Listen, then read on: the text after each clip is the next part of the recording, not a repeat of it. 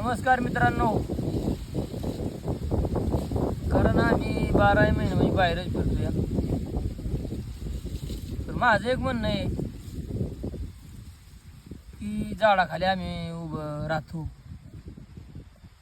झाडांचा उपकार आयुष्यात लय मोठा. कारण असा उपकार मोठा आहे त्यांचा की ते तर उभं राहतं या आणि माणसाला सावली देते या. माझं म्हणणं आहे की जगात असे कितीतरी लोक म्हणजे झाडाखाली उभे राहणार आहे. मला वाटतं की माझ्या फार त्यांचा उपकार मोठा आहे.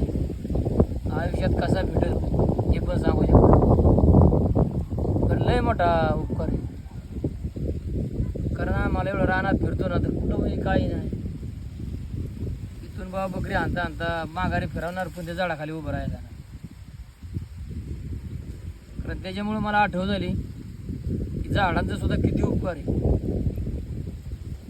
तर झाडाला पण असं आहे की लय चांगलं सांभाळा. आम्हाला तर बकऱ्यामुळं नाही सांभाळता येत. ज्याने झाडं लावली असेल त्यांच्यावर खरोखर म्हणजे आपल्या मुलासारखा जीव द्या. जसं मुलाला आपण सांभाळतो तसं त्यांना पण सांभाळा. पाण्याची व्यवस्था घाला. कारण एक प्रकार म्हणजे आपलं आई वडीलच आहेत. झाड जे आहे ना हे आई वडीलच आहे.